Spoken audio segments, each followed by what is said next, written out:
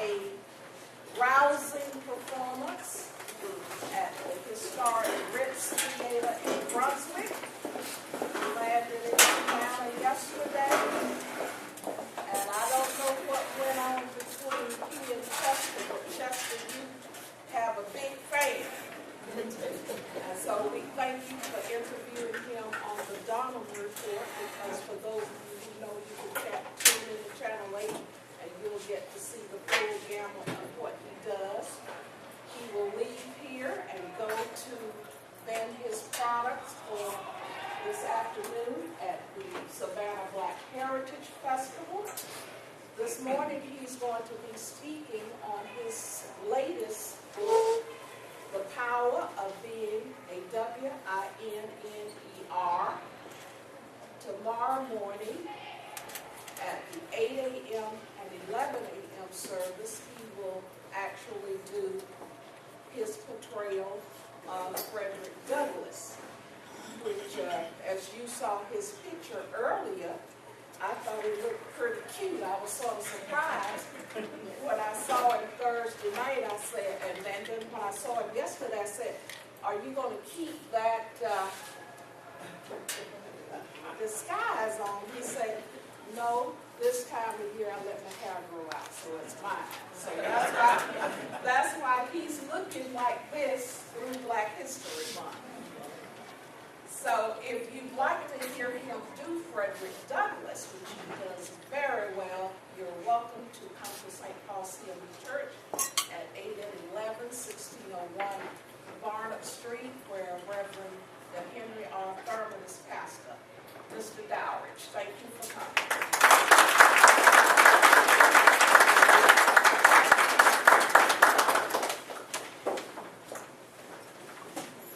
Before I say good morning or anything of that nature, I'm just going to say I am a testimony. Now, if you're looking for me to begin to sing and get the Holy Ghost real quick, I'm sorry to disappoint you. But I am a living testimony. Good morning, everyone. Good morning. And I definitely want to thank God first and foremost. First of all, for allowing me to awaken this morning. Second of all, to make the wonderful trip back here to Savannah. Wonderful Savannah. Historic Savannah. I'm going to say Havana. Mira, ¿cómo está?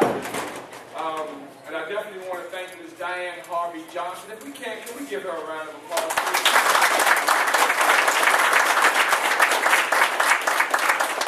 I asked for the round of applause for Ms. Johnson because, you know, she might get on me after this, but that's okay because of the fact that she has worked tirelessly since her and I have joined in, if you will, in a working relationship, friendship, relationship to bring me in here to Savannah. So I just want to say thank you. And to all the distinguished guests that have gathered here this morning at the famous Hungry Club, it is a pleasure to address you this morning. As mentioned, my name is Donald L. Dowridge Jr. I am originally from Baltimore, Maryland, where I was born, and I lived there until the age of 12. Now, I want to take my hat off to the young lady, forget your name, Pot, I'm sorry, who just celebrated her 91st birthday? 93rd, I apologize. 93rd birthday. She mentioned some historical facts, and I must say that living in Baltimore in the 5 foster homes that I lived in, and I'm not going to go into detail, but I will say this though. If you can imagine and allow your mind to just stretch out as far as you can of some of the tumultuous abuses that children go through, go ahead on and let your mind go there. As frightening as it may seem, you go there. But on the night of April the 4th, as you all recall, that was a painful night, April the 4th, when we all got the news of Reverend Dr. Martin Luther King Jr. while standing on the balcony of the Lorraine Motel. In my foster home, the 4th foster home that I was currently living in at the age of 11 on that night. We were watching, and I know each one of you all are too young to know about this, but we were watching the Mod Squad. And at the time that the interruption came by David Brinkley, Clarence Williams III, Link, was about to capture the crook, if you will, when the show was interrupted. Now, me at 11 years old, not knowing who Dr. King was, I became upset. And upon the notice of what happened to Dr. King, everybody in the house, the adults there who knew Dr. King and what he was about, they became upset and they started crying. Well, I started crying as well. But I wasn't crying because of Dr. King. I was crying because they interrupted the Mars show, the Mars Squad. But as I grew older, I made it a point to learn who Dr. King was. I made it a point to learn about Adam Clayton Powell and Shirley Chisholm, and the list goes on, of black history, historical figures, and what they meant to us as African Americans in this country. And not just this country, but the world. So later on, way later on in life, I took it upon myself to build what is called the DLD Black History Traveling Museum. And in this museum, I have the life, of course, of Frederick Douglass. I also have the life of Martin Luther King Jr. And the list goes on from social, political, to entertainment, such as I hear my young brother here says, the DJ, the Temptations, the late, great Whitney Houston, and I take a moment out of silence for her daughter who is currently going through. And the list goes on in the entertainment world. Myself, I must tell you that I am also, and DJ, you might want to hear this, I am also tied into the music world as well. I had the great pleasure in 1996 to audition for the Temptations. And every now and then during my motivational speaking events, and also as I work with kids from the 5th grade on up, I will give them a performance of the Temptations. As a matter of fact, last couple of weeks ago, I was on the radio, and then when I got off, a young lady who knew me, as soon as I got up, I was getting ready to go to my car, and she said, Don, come. So I came over, and there were some people over there. She just put me on blast. She said, please, you got to do some Temptations for us. So the gentleman came out, and with a mic and everything, and next thing you know, I'm there doing it. But what I am here today to talk to you about is no other than the power of being a winner. Ladies and gentlemen, I started writing this book, believe it or not, back in 1995.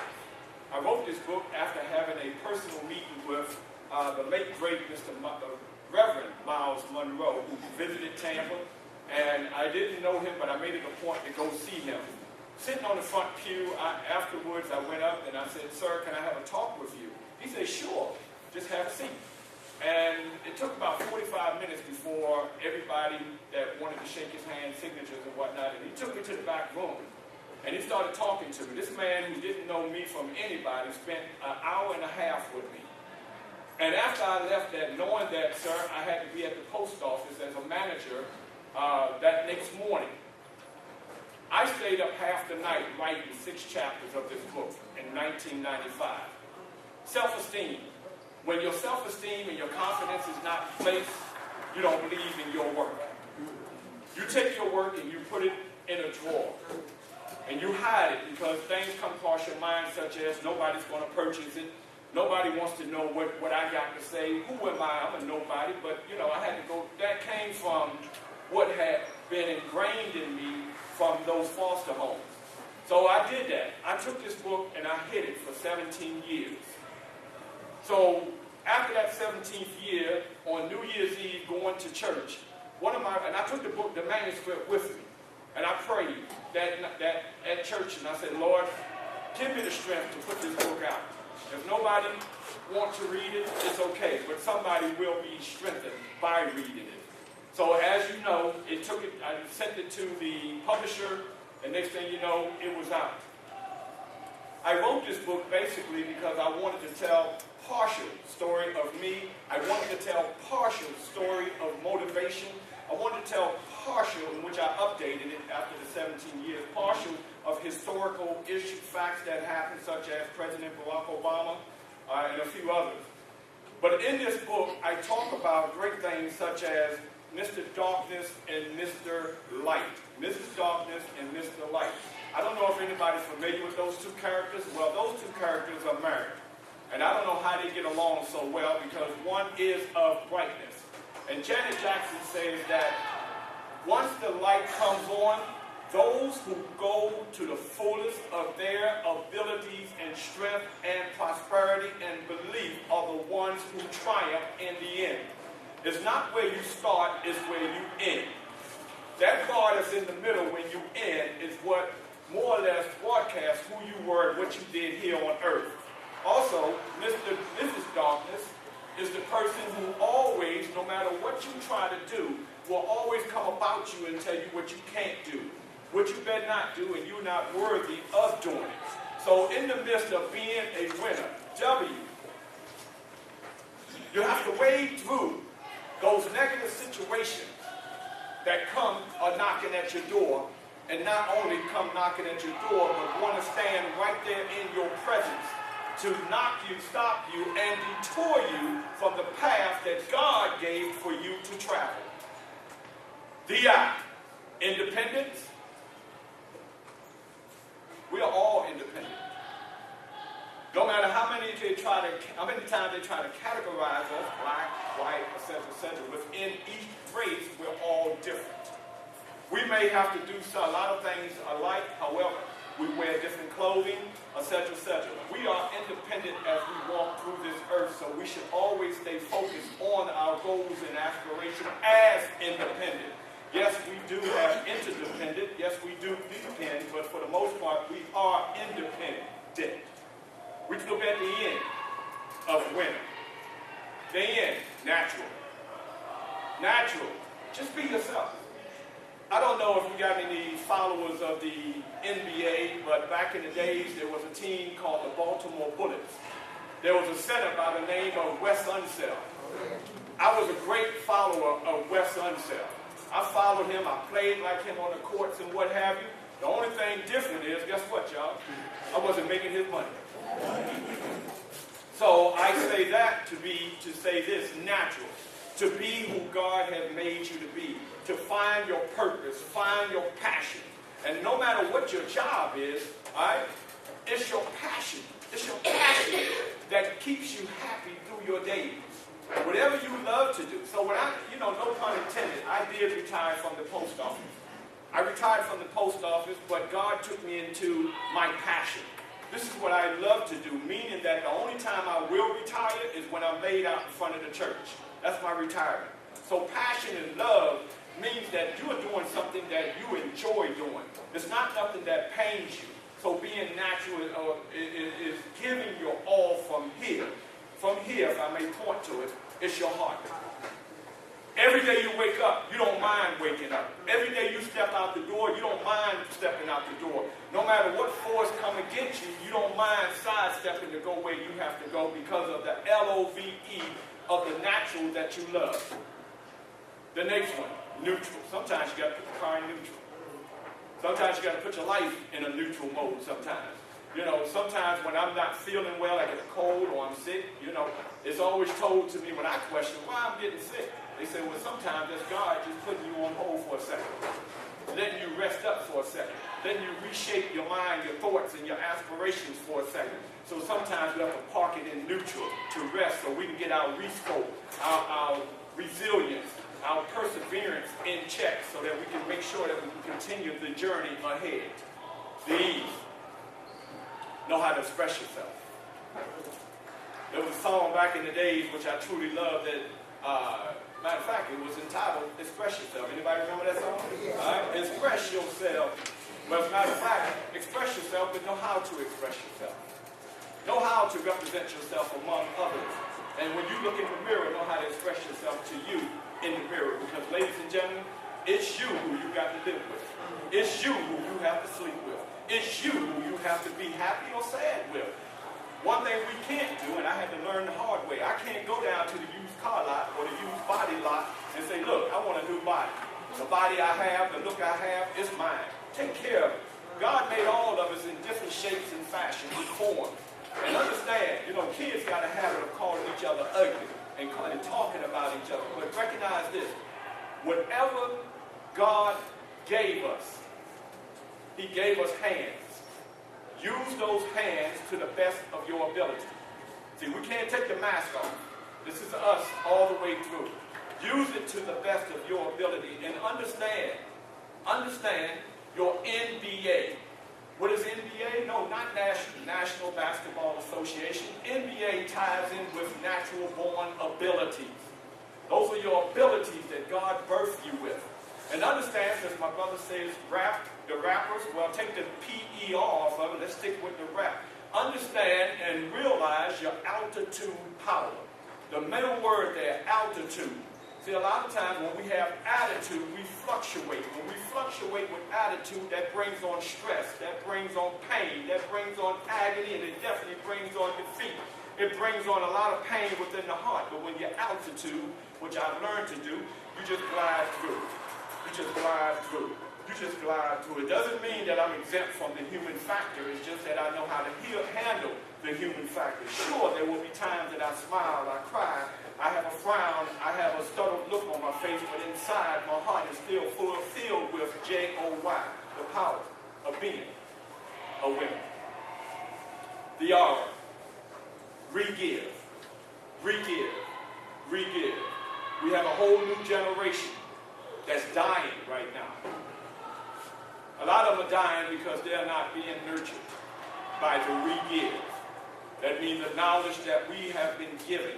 And see, I come up on it, the old song say, I come up on the rough sides of the tracks. But now that I'm here, I take it and I make it a point to re-give to those who are coming up behind me. Am I my brothers and sister keeper? Yes, I am. And with me, it doesn't matter. Yes, it do matter. For the most part, blacks, if you will, I'm giving. But everybody in my audience is not black. So I give to my Caucasian brothers and sisters. I give to my Hispanic brothers and sisters. I give to my Asians and whatever, Italians, or even the Muslims, I give to. Basically because they deserve to learn as I learned. They deserve to be taught as I was taught. So the power of being a winner, the whole situation ties up into, are you a winner, and do you know how to turn around and give somebody else that winning knowledge? To move on in my short time here to speak, the thin line. As a matter of fact, let me give you a piece here. It says on page 12, the joy of using all 700 muscles daily should leave no room for a disgruntled face. What does that mean? Well, I don't think I have to talk about it. I'll just show you. The smile. I can't tell you, sometimes when somebody says something and I start blushing, my cheeks start hurting. My cheeks, and they say, wait a minute, I see your red coming up. I said, wait a minute, I'm too dark to show my red. But even right now, my cheeks are hurting because I love to smile. I love to be happy. As a matter of fact, the power of being a winner, sometimes when I'm in the shower, I'm singing loud and proud, I'm so happy. Because of the fact that coming through what I've come through, I've learned to appreciate life. And when you learn to appreciate life, no matter what is thrown at you, no matter what dart come at you, you know how to handle those darts, and you know how to get around them. And you, just like the movie The Matrix. Anybody ever seen that movie? You know how to weave and bob around it when it come at you and sidestep it to move forth, because you got to realize that, guess what? You got a purpose here. You got a purpose here. How do you handle your purpose? By being a winner. That's how you handle it. The thin line. There was a movie out a couple of years ago, or maybe longer than a couple of years ago, or maybe back in the 90s. It's amazing how time flies. The thin line between love and hate. Martin Lawrence and I forget my sister's name. Well, it is a thin line between love and hate. But do you love you or do you hate you? I hear a lot of people say, I love me. But a lot of times, unfortunately, it's just a facade. They don't love them. They just say they love them. But when you get down into the deep fibers of yourself, to know how much you appreciate and know how much you can truly understand who you are, then you can come up from the bowels of your stomach to say, I love me. And then when you say, I love me, you say it with quite much joy. So much joy that people ask you the question, wait a minute, what's wrong with you? You can't love yourself that much. With as much as going on negative in this world, see, that's the problem. I'll cut right there and say that's the problem. Everybody get tied up into the negativity of what's going on in the world instead of getting tied up into what's the positivity of what's going on in the world. And when we get tied up into what's the possibilities, the positivity of the world, then we get tied up into being that W-I-N-N-E-R. See, a lot of people, they sit on their dreams, they sit on their aspirations, they sit on their goals, they sit on their passions. And that takes me to Matthew's in the Bible when God talks about the talents. God gave all of his talents. Some he gave 1, some he gave 5, some of them he gave 10. But what irks God and what irks some of us is that we take that talent and we hide it. And once we hide it, then we go into complain mode. Well, complain brings pain. It decreases on the gain that's supposed to be sitting there for you because God now takes the talent and he gives it to somebody else. One thing I tried to do, once I got into me, I tell the kids a lot, I said, look, the turtle, do you know what a turtle do? They said, yes. I said, well, tell me what a turtle does. He said, a turtle takes his head and he puts it inside his shell. I said, young people, all you got to do, and usually I say young, powerful people, and I say, that's right, I called you a name. Young, powerful people, all you have to do is take this head, put it inside of you, and discover all the greatness, all those talents that are sitting right inside of you, just waiting to be discovered. Somebody said, Donald, you should never be broke because of all the talents you have, and I spread that word. You should never be broke because of all the talents that you have that are just sitting inside of you, awaiting for to be discovered. Now, if you take a car, and I know everybody here has a like of a car. I know the car that I like to have. But then you have some cars out there that I know I would never buy. But guess what? When those car companies make that make that car, they already know somebody's going to buy it. When a company makes, if you will, a diamond watch, if you will, no matter how crazy it might be designed, they already know somebody's going to buy it. So inside of you, there is something that you can bring to fruition. You better believe that somebody will buy it. So what is it that you have inside of you? Matter of fact, standing strong is a must. Being soft will lead to disgusting results. So you got to stand strong on your beliefs. Matter of fact, if I can, Dr. King said that, I think it was, correct me if I'm wrong, I think it was in Selma, Alabama. A lot of those young folks, they stood up. They stood up and they stood strong. And he said if a man walks with his back bent, that means that everybody can walk over him. And I took a lot from that. Walking tall, standing tall, even though I got some of that from the U.S. Army as well. But standing tall and standing on your beliefs. Being affirmed on what you believe within will take you to that next step. As a matter of fact, when you talk about the power of being a winner, ladies and gentlemen, forgive me, I'm getting a little emotional here. It's more than putting a little love in your heart. When you talk about the power of being a winner, you're talking about S-E-L-F. Self, elevating, leaning forward. If you notice when you walk forward, you take the first step. That means that it's guiding you forward. You don't take the first step backwards. You take that step forward. So that's the self within you to go forward through all your days. Happy, We do not want to be, who do not want to be happy? Are you truly happy? Like the rapper says in his hot selling recording, you better check yourself before you wreck yourself. So again, are you really happy with YOU? Ask this of your inner self. That's the question. Not the outer self, not the external, but the internal. Are you really happy? You hold the answer. All of us hold the answer to our happiness. Is the happiness within your children? Is the happiness within a material possession? Or is the happiness within the God that's in your heart that is guiding you forward every morning? You stop by your bed and blow that breath in your body and give you an opportunity once more to go forth and accomplish your quest, your goals, and your aspirations for that 24-hour tick-tock. You know, it seemed like yesterday we were just children. But here we are, we're adults. We can look back on our lives and say, wow, look at the great things that we have accomplished in our life. When we have our grandchildren or our children and they look up to us, I'm sure each of us have had the question put before us by a child. Tell me about you. What have you accomplished in your life? Who are you?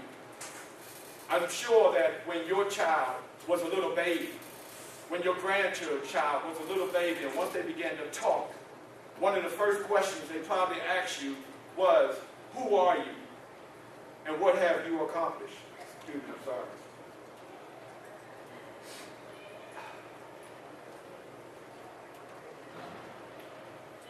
I'm only getting emotional now because, you know, when you talk about the power of being a winner, when I'm supposed to be talking to you all, there's a voice inside of me right now that's talking to me.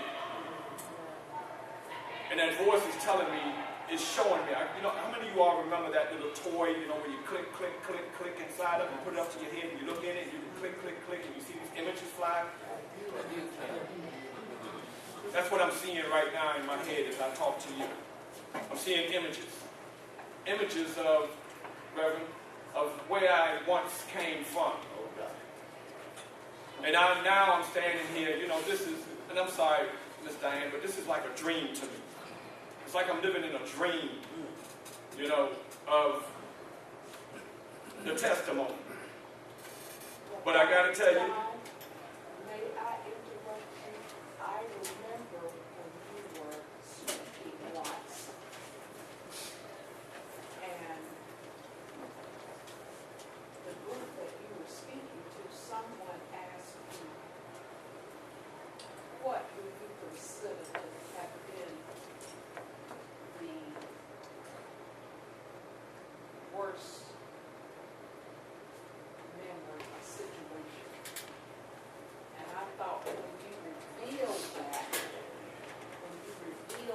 that the audience understood more about you, because people write books and tell us about self-help or whatever.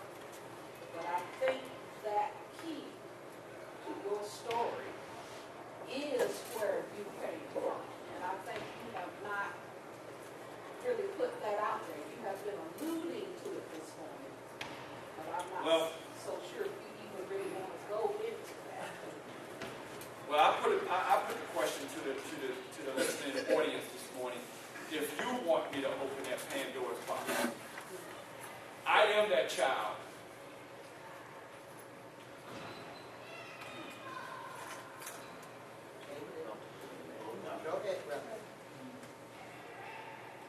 who was forbidden to eat human food for 9 months. I am that child who was made to sleep out with the dog, and even with the snow on the ground.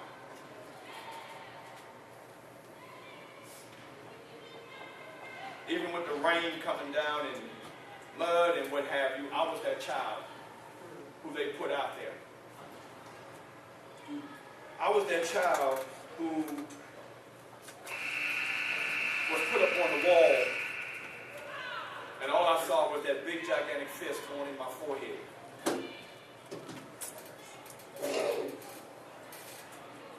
still wear, if you will, the knot. One of them. I had two of them. There's one right here.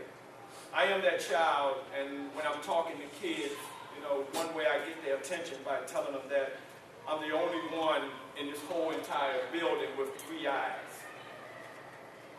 And when I say 3 eyes, quite naturally, you know, we got the 2 eyes, but I have another eye right here. That eye is the eye that when I got hit in the head with a brick, not the flat end of the brick, but the corner of the brick. And you can imagine what took place after. I am that child who was sexually abused.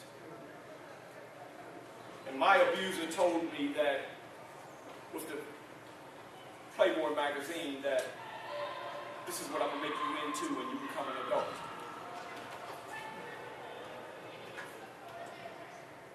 When I got older, I knew there was a God. Because his plans for me was diverted. Thanks to God and thanks to that praying grandmother, great-grandmother that I had by the name of Mary Rogers. And this is after I got out of foster home.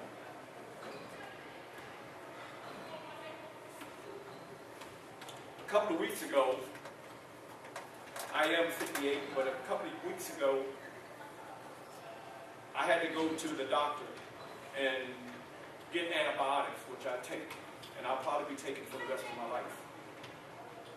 Thanks to an incident that happened when I was 17 years old in Tampa, Florida, when my biological dad, who passed away in 2001, grabbed me and put me in a headlock and took a stainless steel fork and began to jig in my back and my head, which I still suffer from. If I don't take those antibiotics, it swells.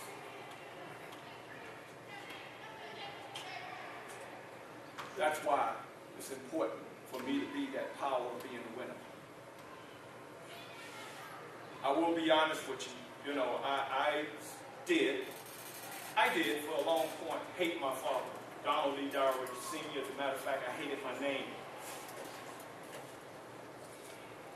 But it was by the grace of God that I was able to forgive him. My mother, her name is Elizabeth Taylor. And not the Elizabeth Taylor that is laying next to Michael Jackson right now on the 3rd tier in Woodlawn Cemetery in Los Angeles, California. Yes, my uncle, who is deceased, 9/11, 2004, his name was Johnny Taylor. I was the child, along with my 2 sisters, who was left on a street corner. Because my mother ran off with another man while my dad was incarcerated. And that led me to the foster home, 5 foster homes. But you know, I read something by a gentleman by the name of Napoleon Hill. He stated that 9 times out of 10, when someone goes to atrocities, and if they're able to come, those are the people that you need to watch out for, because they are on a quest to conquer. And I am that person, one of those type of people. I'm on a quest to conquer. And if any one of those people were to walk through that door right now, would I be upset? Would I be angry at them? No, I would go and I would hug them. And I would thank them, believe it or not, I would thank them for bringing me through what they brought me through, because it only made me appreciate life. It only made me fall in love with the ability to bring my best to the forefront. Even now, I may say that, yes, sometimes doubt comes in, but I thank God so much that when doubt comes to my mind, I'm able to ward it off.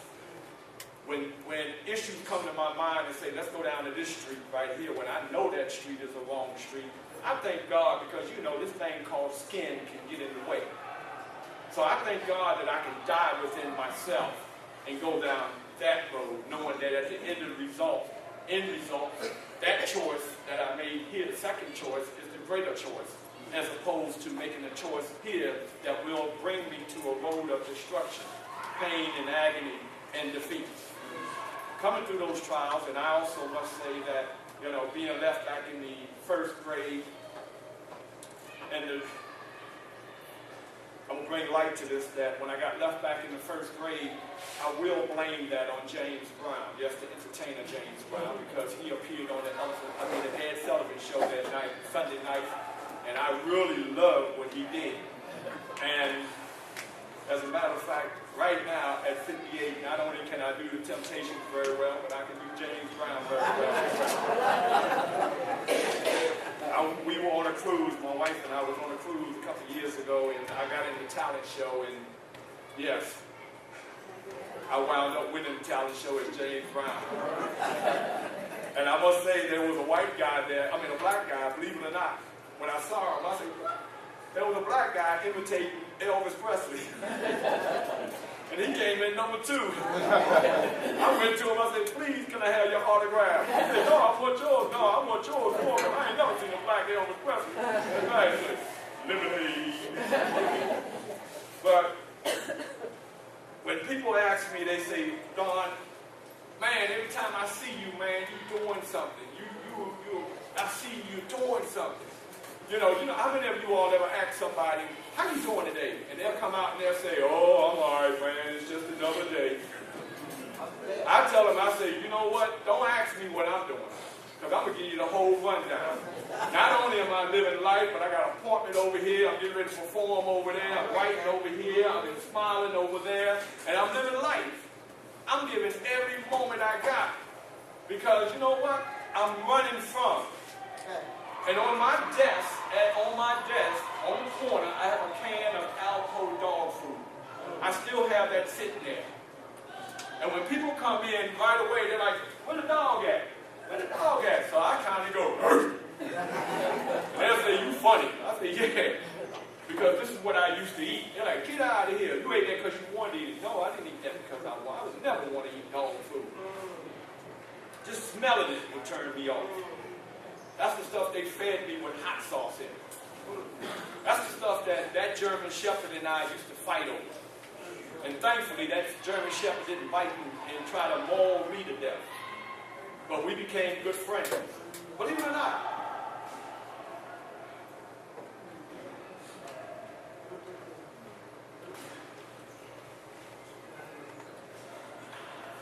School, as I was saying, I got left back in the first grade, and when Martin Luther King spoke when you talk about integration, when Martin Luther King spoke in Washington on August the 28th, 1963, I was going to the all-black school, Turner Station Elementary. And then next year, they shut down our school, and they busted to Turner Station Elementary. Now, as much pain and agony that it took to get us black folks in this school, it didn't take it long for me to get kicked out of that school. And the reason I got kicked out was the fact I got to go back to television again. Because of Mr. Ed, the talking horse. When I saw those 2 white girls walking down the hallway, it wasn't about the fact that they were white, or I hated them, or I was prejudiced. I wasn't into that. It's just that when I saw the ponytail and the bang, I said, wait a minute, they got Mr. Ed's hair. So I rolled up behind them and I pulled their hair, and I said, give me Mr. Ed's hair. Next thing I know, I was in the principal's office, and believe it or not, that was the wrong time to do what I did because of the racism that was going on back then. If I would have done it today as a 3rd grade, I would have got away with it. Go to class, boy. The next time, from anger, in the South Bronx in the 6th grade, I got kicked out.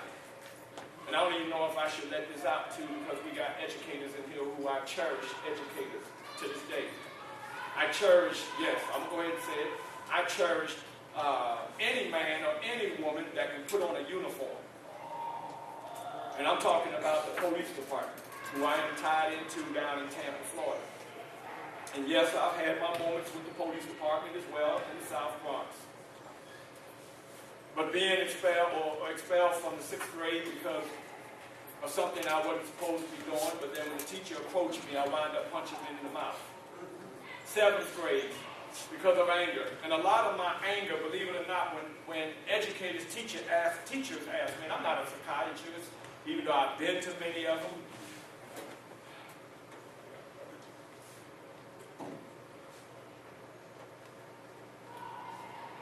Straight jackets At the age of 15, I've been in them.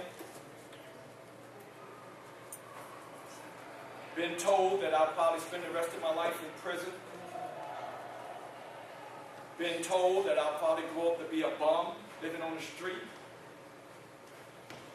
And it's funny though, because they said I was going to grow up to be that bum living on the street, eating out the garbage can. Well, at the age of 13, that's what I was doing, because I ran away from a very harsh father. What comes to mind now, the vision I see now is myself on 125th Street and Lenox Avenue, right there on that corner, that steel garbage can, looking through it for something to eat at the age of 13. That's what I see right now. And when I'm telling you these stories, ladies and gentlemen, I actually, please don't have pity on me. Don't have shame on me or those who did it to me. But I want you to look at this man that is talking to you now, the man of success. Don't look at what was done to me. Look at what I'm doing for others today.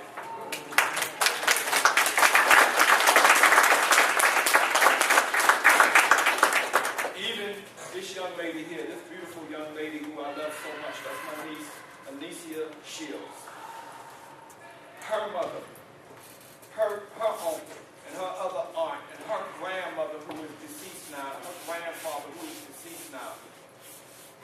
I can't tell you how they saved my life in the South Bronx, how they captured me from a daunting father, how they preserved me and took me in with the love that I solely needed, and how they helped me to divert me, even though I was still there, from gang warfare. I had worked my way up in the black space. I was the vice president of the 17th Division of the most notorious gang in the South Bronx. Though we were in the South Bronx, we were known throughout the city of New York, all 5 boroughs. But her family stepped in. Miss Liz Turner and Mr. Clifford Turner stepped in.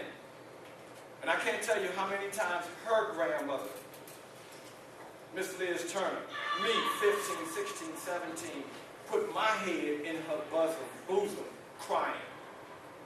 And her saying, Donald Jr., don't worry, baby, it's going to be all right. Or her grandfather saying, come here, son. And sometimes he used to say, boy, come here, boy. How you doing today? You doing all right? Is everything okay with you? I say, yes, sir. Or how many times I bumped over, if you will, at their house, slept over at their house, because I was afraid to go home. How they fed this little boy. And even though we had gotten this place for 30 years, look at God. One day sitting on my couch in Tampa, I get on the phone and I'm looking through the computer. What is it when you can look up people? Not Ancestry.com, but where you can look up people. Google search, etc., etc. So I went to looking for my family. And I think it was 2009 that I found them. And we connected. And it hurt my heart so much to find out that grandmother and grandfather was deceased. And I mean, it struck me very hard. Because they was a very important part of helping me. You know, a lot of us, we have that extended family, and that's what I have. I have more extended family than I have natural family. So when you talk about the village, it takes a village. I come from the village. And the thing of it is, though, guess what? Even though her family played a very important part in my life, but I have white people in my family who played a part of helping me get here. I have Hispanics, Puerto Ricans in the South Bronx who played a part, their parents who played a part in helping me get there. You know, when I can hear the man say, mira, boy, what's wrong, boy? You look like you need help, boy. What's your name? I say, Donald Jr., what's up? You know, and I get that tough mode. But to have a man to tell me to sit down, I don't care how tough you are. I see something in you, boy, that you don't even see in yourself. So those are kind of people that God encamped around me to help become that W-I-N-N-E-R. And even today, when I have so many people, you know, who come to me and they want to put me up on a pedestal and they want to cherish me and they want to love me and tell me how great I am, But the beautiful thing of it is when I come back at them and I let them know that Muhammad Ali ain't got nothing on me, because I fly like a butterfly and I sting like a bee. I'm the baddest man on earth right now. Nobody's better than me. But however, all that is true, but it's true with a large topping of humbleness. Don't get lost in the sauce. So I keep it 100% grounded, because I know where once I come from. And I know that something of the matter, Reverend, it says that, pride is just before the fall. So that means that I say that to say this, that I am no better than either one of you all sitting here, and neither one of you all sitting here is better than me. We all live, we all have a quest, we all have a passion, we all have a love, and we have a destiny. What the question is now is, what is your legacy? What will they say about you? And when I, coming through what I've been through, I look at those Martin Luther Kings and those Malcolm X's and those John Kennedys and those Abraham Lincolns and those Frederick Douglasses. I look at those Adam Clayton Powells and Marcus Garveys, and I look at those Barack Obamas, and yes, I look at those Mitt Romneys. I look at those Republicans, I look at those Democrats, I look at those entertainers, those who are living and those who are past, and I gather information from all of them to insert inside myself, and then that allows me to know what my legacy is going to be. Zig Ziglar said, how many do you want at your funeral? Do you want your family there? Or first of all, do you want one person there? Do you want your family there? Do you want the community there? Do you want the city there? Do you want the state there? Do you want half the nation or region there? Or do you want the world there? There was a movie that I love, and every now and then I pour it out. Yes, it is a gangster movie. It's Scarface. Al Pacino. When he walked out and he looked at the globe turning, the world is yours. When I'm laying, whether it be church, state, or wherever, I'm humbled by saying this. Yes, I want the world there. What do you want people to say about you? Don't tell them that I got diamonds and I drive a nice fancy car and I live in a nice fancy home. Tell them that Donald Lee Darius Jr. just stopped by to help somebody. I'm taking a sheet out of Dr. King's life. Just tell them I stopped by to try to help somebody, and I wanted just to improve somebody, and I wanted to love somebody. Ladies and gentlemen, the power of being a winner. Thank you.